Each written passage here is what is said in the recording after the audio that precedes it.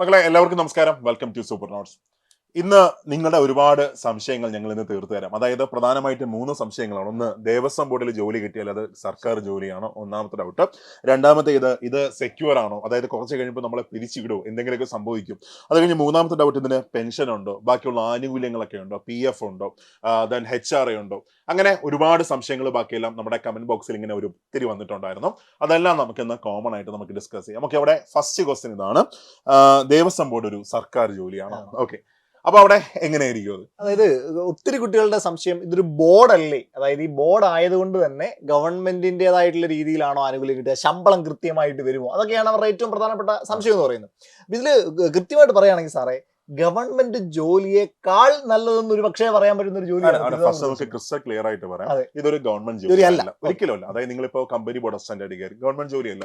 Company board LGS ആയിട്ട് കയറി, government ജോലിയല്ല. പൊതുമേഖലാ സ്ഥാപനങ്ങളാണ്. ഇവൻ യൂണിവേഴ്സിറ്റി അസിസ്റ്റന്റ് ആയിട്ട് കയറി, ഗവൺമെന്റ് ജോലിയല്ല. ഓക്കെ, അപ്പോൾ മനസ്സിലാക്കുക, ഈ ദേവസ്വം എന്ന് പറയുന്നത് ഒരു ബോഡിയാണ്. അപ്പൊ അതുകൊണ്ട് തന്നെ ഗവൺമെന്റുമായിട്ട് വലിയ ബന്ധമൊന്നുമില്ല. സ്വന്തമായിട്ട് വർക്ക് ചെയ്യുന്ന, ഗവൺമെന്റ് ആയിട്ട് വലിയ ബന്ധമൊന്നുമില്ല, അങ്ങനെ വർക്ക് ചെയ്യുന്ന ഒരു ബോഡിയാണ് ദേവസ്വം ബോർഡ് എന്ന് പറയുന്നത്. പക്ഷേ കാര്യങ്ങളൊക്കെ നിയന്ത്രിക്കുന്നതിൽ ഗവൺമെന്റ് വലിയ പങ്കുണ്ട്. ഇപ്പോ നമ്മുടെ കമ്പനി ബോർഡ് അസിസ്റ്റന്റ് ഒക്കെ പോലെ തന്നെയാണ്. ഓക്കെ, അപ്പൊ ഇവിടെ ഒന്നാമതായിട്ട് മനസ്സിലാക്കണം, ഇതൊരു ഗവൺമെന്റ് ജോലി അല്ല.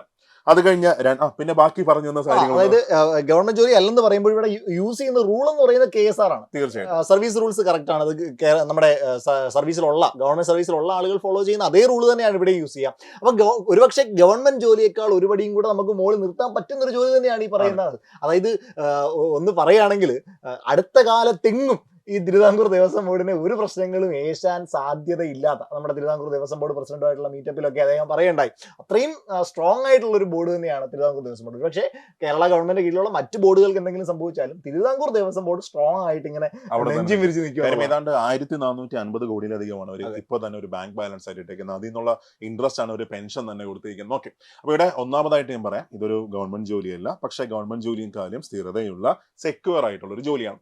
ഒരു ഗവൺമെന്റ് സർവീസിൽ ഒരു LD ക്ലർക്ക് എത്രയായിട്ട് കയറുന്നു, എത്ര സാലറിയിൽ കയറുന്നു, അതേ സാലറി തന്നെയാണ് ഇവിടെയും കിട്ടുന്നത്. ഓക്കെ, മാത്രമല്ല കൃത്യമായിട്ട് 15% DA കൊടുക്കുന്നുണ്ട്, 6% HRA കൊടുക്കുന്നുണ്ട്, എല്ലാ ആനുകൂല്യങ്ങളും അതുപോലെ തന്നെ കൊടുക്കുന്നുണ്ട്. മാത്രമല്ല പെൻഷൻ ഉണ്ട്. ഒരുപാട് പേരുടെ ഡൗട്ടാണ്, കൃത്യമായിട്ട് പെൻഷൻ ഉണ്ട്. കാരണം തിരുവിതാംകൂർ ദേവസ്വം ബോർഡ് NPS ആണ് ഫോളോ ചെയ്യുന്നത്. അപ്പൊ അതുകൊണ്ട് തന്നെ കൃത്യമായിട്ട് ഒരു പെൻഷൻ നിങ്ങൾക്ക് അവിടെ കിട്ടിയിരിക്കും. ഓക്കെ, ഇനി അതേ കണക്ക് മറ്റൊരു ക്വസ്റ്റ്യൻ ഉണ്ട്. ഇത് സെക്യൂർ ആണ്, ജോലി സെക്യൂർ ആണ്, കുറച്ച് കാലം കഴിയുമ്പോൾ നമ്മൾ തിരിച്ചുവിടും? ഒരിക്കലും ഇല്ല. കാരണം ഗവൺമെന്റ് സർവീസിലെ പോലെ തന്നെ KSR ആണ് ആരും ഫോളോ ചെയ്യുന്നത്, നമ്മുടെ ദേവസ്വം ബോർഡ് ഫോളോ ചെയ്യുന്ന. പക്ഷേ ഒരു കാര്യം കൂടെ ഞാൻ പറഞ്ഞുതരാം. നമ്മളിപ്പോൾ ഈ ഡിസ്കസ് ചെയ്യുന്നതെല്ലാം തിരുവിതാംകൂർ ദേവസ്വം ബോർഡിന്റെ കേസാണ്. ഇപ്പോൾ തിരുവിതാംകൂർ ദേവസ്വം ബോർഡ് എടുക്കുകയാണെങ്കിൽ എക്കണോമിക്കലി ഭയങ്കര സ്റ്റേബിൾ ആണ്.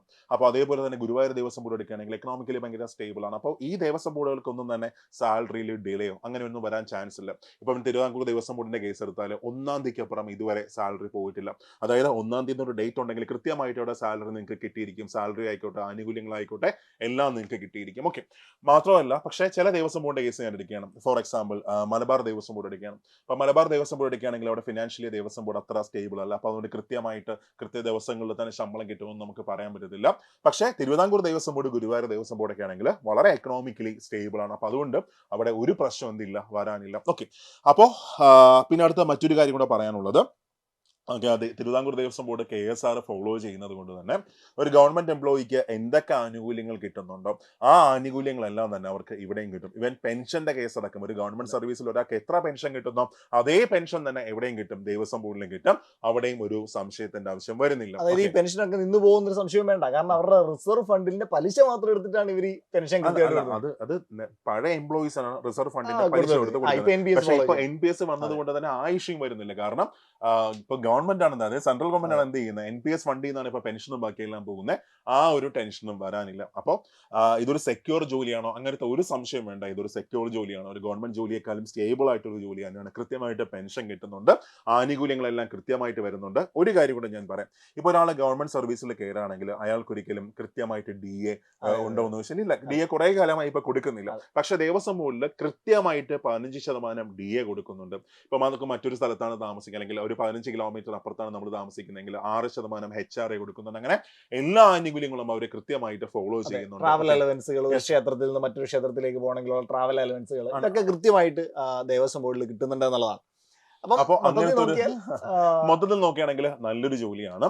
അപ്പോൾ മാത്രമല്ല ഇപ്പോൾ തിരുവിതാംകൂർ ദേവസ്വം ബോർഡിന്റെ നോട്ടിഫിക്കേഷനൊക്കെ ഉടൻ വരാൻ പോവുകയാണ്. അപ്പോൾ നിങ്ങളുടെ പ്രിപ്പറേഷൻ ആരംഭിച്ചിട്ടില്ല എങ്കിൽ എത്രയും പെട്ടെന്ന് തന്നെ ആരംഭിച്ചേക്കുക. എന്തൊക്കെയാണ് പ്രത്യേകത? ഒന്ന്, കോമ്പറ്റീഷൻ കുറവാണ്, ഹിന്ദുസിന് മാത്രമേ അപ്ലൈ ചെയ്യാൻ പറ്റത്തുള്ളൂ. അപ്പോൾ അതുകൊണ്ട് തന്നെ ഏതാണ്ട് ഒരു LD ഒക്കെ നോക്കുകയാണെങ്കിൽ 60,000 ആൾക്കാർ മാത്രമേ അപ്ലൈ ചെയ്യത്തുള്ളൂ. അപ്പോൾ അവിടെ ആലോചിച്ച് നോക്കുക, നിലവിൽ തന്നെ 125 വേക്കൻസി ഉണ്ട്. ഇതൊരു 300 വേക്കൻസി വരെ പോവാം. എന്ന് വെച്ചാൽ കോമ്പീറ്റ് ചെയ്യുമ്പോൾ ഏതാണ്ട് ഒരു 160 ഒരാൾക്ക് ജോലി, അപ്ലൈ ചെയ്യുന്ന 160 അല്ലെങ്കിൽ 200 ഒരാൾക്ക് ജോലി, അത്രയൊക്കെയാണ് കോമ്പറ്റീഷൻ വരുന്നത്. സോ നന്നായിട്ട് നിങ്ങളുടെ പ്രിപ്പറേഷൻ സ്റ്റാർട്ട് ചെയ്തു. അതിനുവേണ്ടി മാത്രമല്ല, വളരെ പെട്ടെന്ന് തന്നെ നമുക്ക് സർവീസിലും കയറാൻ പറ്റും. 2025 അവസാനം അല്ലെങ്കിൽ 2026 ആദ്യം നമുക്ക് സർവീസിലും കയറാൻ പറ്റും. അപ്പോൾ ഇത്രയും അവസരങ്ങൾ മുമ്പിലുണ്ട്. ഇനി ഒറ്റ കാര്യം മാത്രം മതി, നിങ്ങളെ കൊണ്ട് പറ്റുമെന്നുള്ള ഒരൊറ്റ വിശ്വാസം, പ്രിപ്പയർ ചെയ്യാനുള്ള ഒരു മനസ്സ് ഉണ്ടെങ്കിൽ ധൈര്യമായിട്ട് നിങ്ങളുടെ പ്രിപ്പറേഷൻ സ്റ്റാർട്ട് ചെയ്തോ. അപ്പോൾ അതിനുവേണ്ടി നമ്മൾ സൂപ്പർ നോട്ട്സ് നമ്മുടെ യുഗ ബാച്ച് സ്റ്റാർട്ട് ചെയ്തേക്കാണ്. അപ്പോൾ ആ ബാച്ചിൽ നിങ്ങൾ ജോയിൻ ചെയ്യുകയാണെങ്കിൽ വരാൻ പോകുന്ന തിരുവിതാംകൂർ ദേവസ്വം ബോർഡിലേക്കുള്ള LD ആയിക്കോട്ടെ, അതേപോലെ തന്നെ LGS ആയിക്കോട്ടെ, അങ്ങനെയുള്ള പോസ്റ്റുകളുടെ എല്ലാ ക്ലാസ്സുകളും നിങ്ങൾക്ക് അവിടെ കിട്ടിയിരിക്കും. ടെക്നിക്കൽ കിട്ടത്തില്ല, ബാക്കിയെല്ലാം നിങ്ങൾക്ക് ഇവിടെ കിട്ടും. ടെക്നിക്കൽ എന്ന് പറഞ്ഞാൽ ചിലപ്പോൾ ഈ ലൈൻമെന്റ് ഒക്കെ നോട്ടിഫിക്കേഷൻ വരാം. അപ്പോൾ അങ്ങനെയൊക്കെയുള്ള സാധനങ്ങൾ അവിടെ വരത്തില്ല. അല്ലാതെ LGS ആയിക്കോട്ടെ, LD ആയിക്കോട്ടെ, പ്യൂൺ ആയിക്കോട്ടെ, അപ്പോൾ ആ ക്ലാസ്സുകളൊക്കെ മൊത്തം നിങ്ങൾക്ക് ആ ബാച്ചിൽ നിങ്ങൾക്ക് കിട്ടും.